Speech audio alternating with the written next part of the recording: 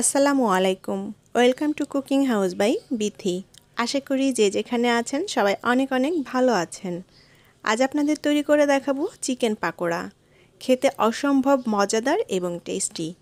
ঘরোয়া মশলা দিয়ে খুব সহজেই কোনো প্রকার ঝামেলা ছাড়াই ইফতার অথবা বিকালের নাস্তায় তৈরি করে নিতে পারেন। সবাই ভীষণ পছন্দ করবে। চিকেন পাকোড়া তৈরি করার জন্য আমি এখানে 2 কাপ পরিমাণ মুরগির হাড় ছাড়া বুকের মাংস নিয়েছি। আর মাংসগুলো আমি এরকম ছোট ছোট টুকরো করে কেটে নিয়েছি। খুব বেশি বড় করিনি, একেবারে ছোট টুকরো করে কেটে নিয়েছি। তবে চাইলে আপনারা এর থেকে একটু বড় সাইজ করে কেটে নিতে পারেন। মাংসটা খুব ভালোভাবে ধুয়ে পানি একেবারে ঝরিয়ে নিতে হবে। একটা মিক্সিং বোল নিয়ে নিলাম। এখন এই মিক্সিং বোলে আমি মাংসটা নিয়ে নেব। পরিমাণে কম বেশি করে তৈরি করতে চাইলে এখানে মাংসের পরিমাণটা সেভাবে নিয়ে নিতে হবে। এখন এই মাংসের মধ্যে দিয়ে দেব পরিমাণ মতো লবণ। হাফ চা চামচ মতো দিয়ে দেব গোলমরিচ গুঁড়া। হাফ চা চামচ দিয়ে দেব শুকনা মরিচ গুঁড়া। 1 চা চামচ পরিমাণ ধনিয়া গুঁড়া। 1 চা চামচ পরিমাণ জিরা গুঁড়া।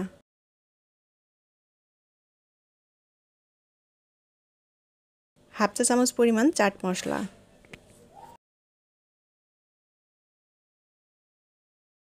সামান্য হলুদ দিয়ে দেব। হলুদ দিলে দেখতে ভালো লাগবে, কালারটা ভালো আসে। 1 ফালি লেবু কেটে নিয়েছি। এখন এখান থেকে 1 চা চামচের মতো লেবুর রস দিয়ে দেব। আর লেবুর রস দিলে খুব ভালো একটা ফ্লেভার আসে, খেতে ভালো লাগে।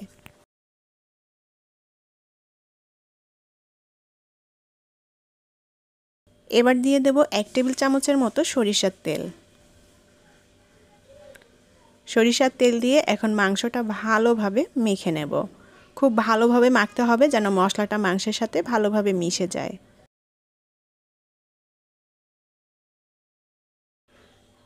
খুবই সহজ রেসিপি, আর এটা তৈরি করতে কিন্তু বাড়তি কোনো মশলার প্রয়োজন নেই। ঘরোয়া মশলা দিয়েই তৈরি করে নেওয়া যায়। আর যে মশলাগুলো দিলাম এইসব মশলা সবসময় আমাদের হাতের কাছে থাকে, তাই কোনো প্রকার ঝামেলা ছাড়াই তৈরি করে নেওয়া যায় এই চিকেন পাকোড়া। মাংসের সাথে মশলাটা খুব ভালোভাবে মেখে নিয়েছি। এখন এই মাংসটা আমি 20 মিনিটের মতো রেস্টে রেখে দেবো, এতে করে মশলাটা মাংসের সাথে ভালোভাবে মিশে যাবে। 20 মিনিট হয়ে গিয়েছে আর মশলাটা মাংসের সাথে ভালোভাবে মিশেও গিয়েছে। এখন এর মধ্যে দিয়ে দেব 2 কাপ পরিমাণ পেঁয়াজ কুচি। পেঁয়াজের পরিমাণটা একটু বেশিই দিলাম, যেহেতু পাকোড়া তৈরি করব পেঁয়াজটা একটু বেশি দিলে খেতে ভালো লাগবে। আর দিয়ে দেব 2টা কাঁচামরিচ কুচি। আর দিয়ে দেব পুদিনা পাতা। পুদিনা পাতার পরিবর্তে এখানে ধনিয়া পাতাও দেওয়া যাবে। বাটিতে একটা ডিম ভেঙে নিয়েছি, এখন এই ডিমটা দিয়ে দেব। আর এই পাকোড়াতে ডিম দিলে খুবই ভালো লাগবে খেতে, তবে কেউ না দিতে চাইলে ডিমটা এখানে বাদ দিতে পারেন। এখন এর মধ্যে দিয়ে দেব বেসন। আমি এখানে প্রায় 3 টেবিল চামচের মতো বেসন দিয়ে দেব।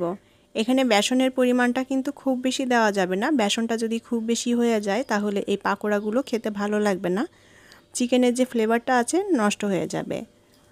তবে এখানে বেসনের পরিবর্তে আবার ময়দাও ব্যবহার করা যায়।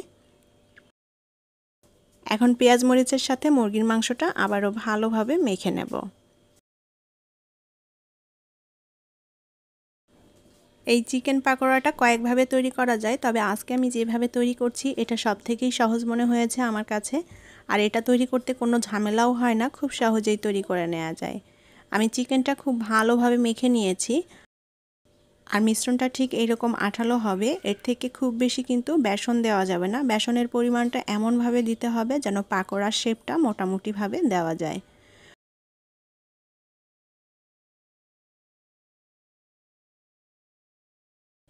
আমি এখানে একটা জিনিস দিতে ভুলে গিয়েছিলাম, যেটা প্রথমেই দেওয়া উচিত ছিল। আমি এখানে আদা রসুনটা দিতে ভুলে গিয়েছি। এখন এর মধ্যে আমি 1 চা চামচ পরিমাণ আদা বাটা আর 1 চা চামচ পরিমাণ রসুন বাটা দিয়ে দিলাম। এই আদা এবং রসুন বাটাটা মাংস যখন মশলা দিয়ে মেখে নিয়েছিলাম প্রথমেই দিতে হতো, কিন্তু আমি ভুলে গিয়েছি। এখন আদা রসুনটা দিয়ে আমি আবারও মাংসটা ভালোভাবে মেখে নেব।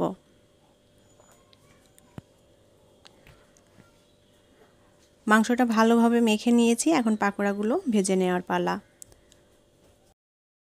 প্যানে পরিমাণ মতো তেল দিয়ে তেলটাকে ভালোভাবে গরম করে নিতে হবে। এখন মাংসের মিশ্রণ থেকে এইভাবে গোল শেপ করে দিয়ে আমি পাকোড়াগুলো ভেজে নেব। পাকোড়াগুলো আমি খুব বেশি বড় অথবা ছোট করছি না, মিডিয়াম সাইজ করে ভেজে নিচ্ছি। সেভাবেই মাংসের মিশ্রণটা নিয়ে নিলাম। আর পাকোড়াগুলো আমি এরকম একটু গোল শেপ করে দিয়েছি, তবে এটা আপনাদের পছন্দ মতো করে ভেজে নিতে পারেন। পাকোড়াগুলো ভাজার সময় চুলার আঁচটাকে আমি মিডিয়ামের থেকে একটু কমে রেখেছি, অর্থাৎ মিডিয়াম টু লো এর মাঝামাঝি।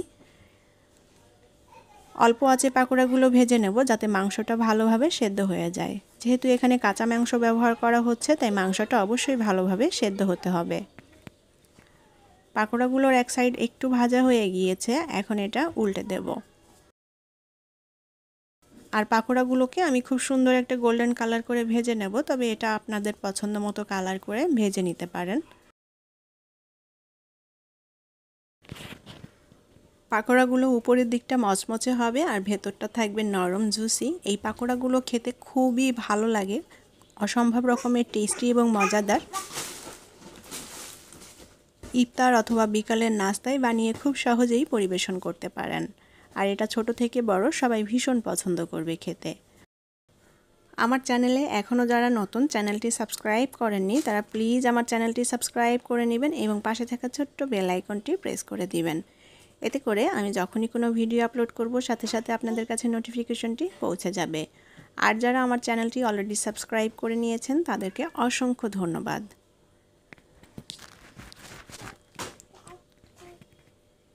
চিকেন পাকোড়াগুলো আমি খুব সুন্দর একটা গোল্ডেন ব্রাউন কালার করে এবং মচমচে করে ভেজে নিয়েছি।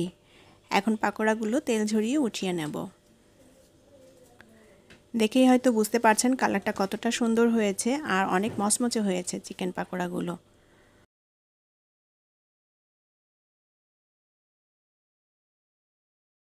আমি পাকোড়াগুলো তেল ঝরিয়ে উঠিয়ে নেব আর বাকিগুলোও একইভাবে ভেজে নেব। তৈরি হয়ে গেল দারুণ মজাদার এবং টেস্টি মচমচে চিকেন পাকোড়া।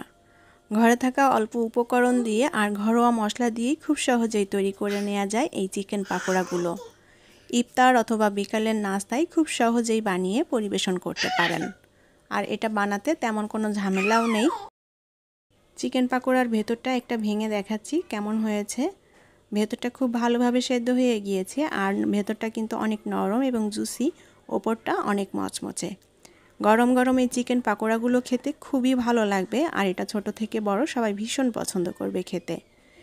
আশা করি আমার আজকের রেসিপি আপনাদের ভালো লেগেছে। আর আমার রেসিপিটি ভালো লাগলে প্লিজ ভিডিওটি শেয়ার করবেন এবং লাইক কমেন্ট করে জানাবেন কেমন লাগলো।